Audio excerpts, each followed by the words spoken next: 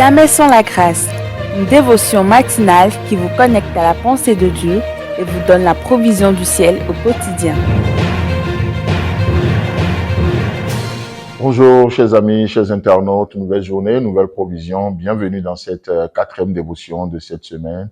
Que Dieu vous bénisse, Père. Merci encore pour cette nouvelle journée avec ta nouvelle provision. Saint-Esprit, nous te faisons appel, toi qui nous expliques ta parole, parce que c'est toi qui l'as inspirée. Viens encore ce matin et prends la même parole, mais pour bénir dans différents domaines ce matin, au nom puissant de Jésus-Christ. Amen.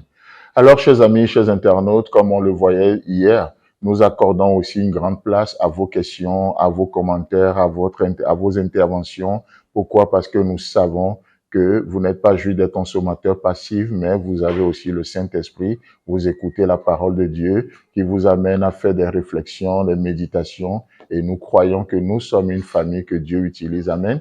Alors, aujourd'hui, hier déjà, on avait introduit un peu cette pensée que notre sœur nous a amené à considérer de nouveau. Et ce matin, nous allons continuer et Dieu voulant, nous terminerons la semaine avec. Et la prochaine fois, la semaine prochaine, nous allons revenir sur notre thème. Alors, une chose que nous disions hier, c'est Jean chapitre 14, le verset 3, où Jésus-Christ parlait aux disciples et disait, « Lorsque je m'en serai allé, et je vous aurai préparé une place, je reviendrai et je vous prendrai avec moi afin que là où je suis, vous y soyez aussi. » Amen. Donc, on a vu combien ce Dieu prépare les choses. Il n'y a point de hasard, parce que c'est un Dieu de préparation. La deuxième chose, c'est sa présence, c'est là où il est qui détermine là où nous devons être. Et il n'est pas là qui veut ou qui peut, mais est là qui est appelé. Est là qui est appelé. Vous savez, notre Dieu nous appelle dans des relations, notre Dieu nous appelle dans une famille, notre Dieu c'est un Dieu qui appelle. Je pense que tout est au fait appel de Dieu. Si Dieu nous a créés à son image et on n'est pas là par hasard, nous croyons que Dieu a un appel sur notre vie qui touche même ce que nous pouvons considérer comme les moindres détails. Parce que Dieu est souvent aussi dans les détails, n'est-ce pas? S'il est le Dieu des grandes choses, il est aussi le Dieu des petites choses. Tout comme s'il est le Dieu du visible, il est aussi le Dieu de l'invisible, n'est-ce pas? Et du coup, nous voyons que Jésus-Christ sur la terre va choisir des disciples. Et là, dans Jean chapitre 12, le verset 26, Jean chapitre 12, le verset 26, Jésus déclare ceci, « Si quelqu'un me sert, qu'il me suive, et là où je suis, là aussi sera mon serviteur. » Amen. Là où je suis, là aussi sera mon serviteur. Donc, notre identité nous confère une place avec un rôle dans le plan de Dieu. Alors, pour revenir à la question ou à la déclaration, un Samuel retardataire vaut mieux qu'un Saül sacrificateur. Si nous reconsidérons un peu le contexte, vous savez, Saül n'a jamais su qui il était. Il a toujours eu ce problème d'identité. D'ailleurs, lorsque le prophète était parti le chercher pour l'introniser, il y avait toujours ce problème d'identité, une crise d'identité. Il est allé se cacher dans les ordures, dans les bagages. Pour être un peu plus modéré, il est allé se cacher dans les bagages. Et c'est de là qu'on était allé le chercher pour l'introniser roi. Et vous voyez, quel est le contexte? Le contexte, c'est que Israël fait face à un ennemi, les Philistins, dans une bataille.